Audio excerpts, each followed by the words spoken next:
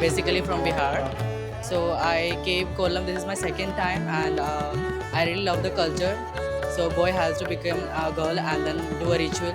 I really like the ritual here. They were following very old ritual and so tradition. Thank you so much.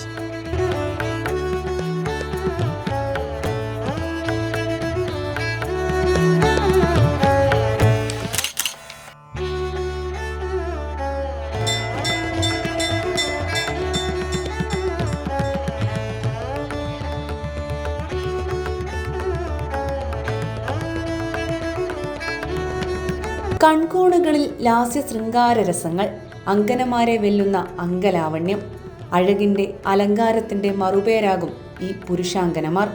ഇത് കൊല്ലം ചവറ കൊറ്റൻകുളങ്ങര ദേവീക്ഷേത്രം. ഉദ്ദിഷ്ട കാര്യസിദ്ധിക്കായി പുരുഷൻ സ്ത്രീവേഷമണിഞ്ഞ് ദീപമേന്തുന്ന കേരളത്തിലെ ഏക ക്ഷേത്രം. കൊറ്റൻകുളങ്ങര ദേവീക്ഷേത്ര പരിസരത്തെ ചമയപ്പുരകളിലേക്ക് കയറിയ പുരുഷകേസരിമാരുടെ മാറ്റം കണ്ട് സ്ത്രീജനങ്ങളിൽ പോലും അസൂയയുടെ തിരയിളക്കം ഉണ്ടായെന്നത് വാസ്തവം തന്നെ.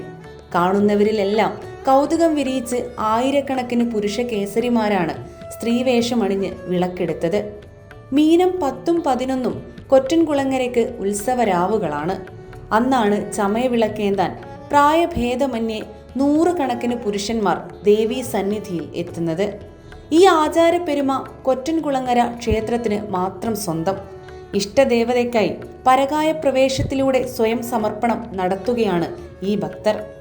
ദീപാരാധനയ്ക്കു ശേഷം നടവിട്ടിറങ്ങുന്ന ദേവിയെ അനുഗമിച്ച് 7ഉം 5ഉം തിരിയിട്ട ചമയവിളക്കേന്തി പ്രായഭേദമന്യേ അവർ 3 വട്ടം ക്ഷേത്രം വലം വയ്ക്കും. ചെണ്ടമേളവും ഗജവീരന്മാരും കെട്ടുകാഴ്ചകളും അവർക്ക് അകമ്പടി സേവിക്കും. ചമയവിളക്ക് കണ്ട് പുലർച്ചെ തീർത്ഥക്കുളത്തിൽ ആറാട്ട് നടത്തിയ ശേഷം ഭക്തർക്ക് മേൽ അനുഗ്രഹം ചൊരിഞ്ഞ് പ്രത്യേകം തയ്യാറാക്കിയ കുരുത്തോല പന്തലിൽ ദേവി ഉപവിഷ്ടയാകുന്നതോടെ ആദ്യ ദിവസത്തെ ഉത്സവത്തിന് സമാപനമായി. പിറ്റേ ദിവസവും ഇതേ ചടങ്ങുകൾ ആവർത്തിക്കും. 2 നാൾ ഒരേ ചടങ്ങുകൾ ആവർത്തിക്കുന്നതും ഈ ദേവീക്ഷേത്രത്തിന്റെ മാത്രം സവിശേഷതയാണ്. ഇന്നും ഇതേ ചടങ്ങുകൾ ആവർത്തിക്കും. ഈ അങ്കനമാരെ കാണാൻ കേരളത്തിലെ നാനാതുറകളിൽ നിന്നും പുരുഷന്മാരും സ്ത്രീകളും ഇന്നും ഒഴുകിയെത്തും.